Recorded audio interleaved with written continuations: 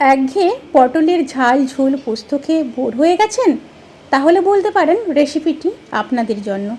Good evening everyone, শতাব্দীর কিচেনে আপনাদের সবাইকে স্বাগত জানাই। আজকের রেসিপি পটল চিংড়ি ভর্তা।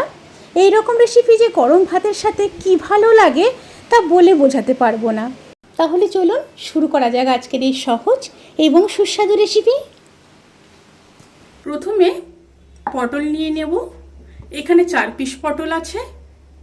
পটলগুলোকে এইভাবে খোসা ছুলে নিয়েছি, নিয়ে একটা পটলকে 4 পিস করে নিয়েছি।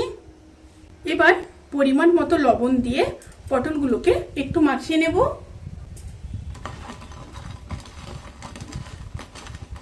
মাখিয়ে নিয়েছি, এবার 5 মিনিট রেস্টে রেখে দেব। এবার বেশ কিছুটা চিংড়ি মাছ নিয়ে নিয়েছি। মাছের মধ্যে দিয়ে দেব পরিমাণ মতো লবণ, খুব সামান্য হলুদ। লবণ আর হলুদ দিয়ে মাছগুলোকে মাখিয়ে নেব। এই রেসিপির ক্ষেত্রে আপনারা চেষ্টা করবেন কুচো চিংড়ি ব্যবহার করা, তাতে করে খেতে খুবই ভালো লাগবে। এরকম ছোট ছোট চিংড়ি মাছগুলো নিয়ে নিয়েছি। এবার 5 মিনিট রেস্টে রেখে দেব। এবার কড়াইতে সর্ষের তেল দিয়ে দেব। এবার পটলগুলোকে ভেজে নেব। পটলগুলোকে খুব ভালোভাবে ভেজে নিয়ে তারপর ফিরে আসছি। পটলগুলো ভাজা হয়ে গেছে, এবার তুলে নেব।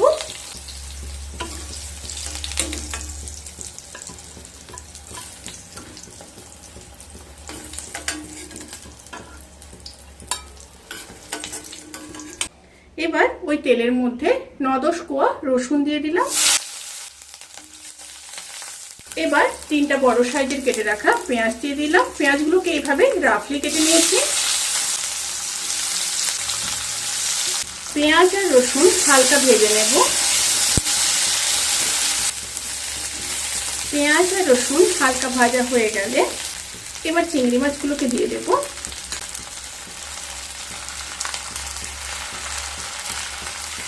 চিংড়ি মাছ দিয়ে পেঁয়াজ আর রসুনের সাথে আবারও খুব ভালোভাবে মিশিয়ে নিয়ে ভেজে নেব। সাথে দিয়ে দেব 2টো চেরা কাঁচা লঙ্কা। সমস্ত উপকরণগুলোকে ভালোভাবে ভেজে নিয়ে তারপর ফিরে আসছি। পেঁয়াজ আর রসুন ভাজা হয়ে গেছে, এবার পেঁয়াজ আর রসুনকে তুলে নেব। তুলে নিয়ে সমস্ত উপকরণগুলোকে খুব ভালোভাবে ঠান্ডা করে নেব। সমস্ত উপকরণগুলোকে ঠান্ডা করে নিয়ে তারপর ফিরে আসছি। সমস্ত উপকরণগুলো খুব ভালোভাবে ঠান্ডা হয়ে গেছে। এবার একটা মিক্সিং বোল নিয়ে নেব। বোলের মধ্যে সমস্ত উপকরণগুলোকে দিয়ে দেব, দিয়ে খুব ভালোভাবে পেস্ট করে নেব। এক্ষেত্রে আপনারা শিলনোড়ায়ও বেটে নিতে পারেন।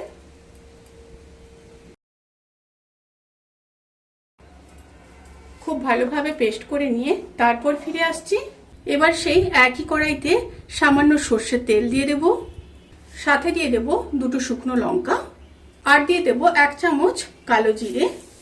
দিয়ে একটু নেড়ে নেব। তেল থেকে যখন সুন্দর একটা স্মেল বেরোতে শুরু করবে সেই সময় পেস্ট করে রাখা পটল দিয়ে দেব।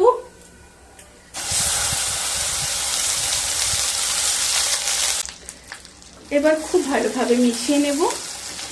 এবার দিয়ে দেব 1/2 চামচ কাশ্মীরি লঙ্কার গুঁড়ো, আর দিয়ে দেব 1/2 চামচ হলুদ গুঁড়ো। খুব ভালোভাবে মিশিয়ে নেব।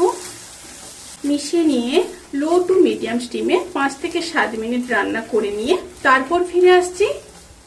রেসিপিটি প্রায় হয়ে এসছে। এবার নামানোর আগে পরিমাণ মতো লবণ দিয়ে দেব। লবণের পরিমাণটা এখানে বুঝে দিতে হবে, কারণ চিংড়ি মাছেও লবণ ছিল, আবার পটলেও লবণ ছিল, সেই অনুযায়ী এখানে লবণটা অ্যাড করতে হবে। আর টেস্ট ব্যালেন্স করার জন্য দিয়ে দেব 1/2 চামচ চিনি। ওপর থেকে দিয়ে দেব বেশ কিছুটা ফ্রেশ ধনেপাতা। আবারও খুব ভালোভাবে মিশিয়ে নেব। মিশিয়ে নিয়ে লো স্টিমে 1 মিনিট রান্না করে নেব। চিংড়ি পটলের এই ভর্তাটি কিন্তু সার্ভ করার জন্য একদম রেডি। এবার গ্যাসের ফ্লেমটাকে অফ করে দেব। অফ করে দিয়ে সার্ভ করে দেব। অবশ্যই কিন্তু গরম ভাতের সাথে খেতে হবে, তবেই কিন্তু এর আসল টেস্ট পাওয়া যাবে। রেসিপিটি কেমন লাগলো প্লিজ কমেন্ট করে জানাতে কিন্তু ভুলবেন না। যদি ভালো লেগে থাকে তাহলে সাবস্ক্রাইব করে পাশে থাকা বেল আইকন প্রেস করে নোটিফিকেশান অল করে রাখবেন। তাতে করে আমি যত রেসিপি দেব সমস্ত লিঙ্ক আপনাদের কাছে পৌঁছে যাবে। আপনারা সবাই ভালো থাকবেন, সুস্থ থাকবেন, সাবধানে থাকবেন। আজকের মতো এই পর্যন্ত। পরের ভিডিওর জন্য অপেক্ষা করুন। টাটা।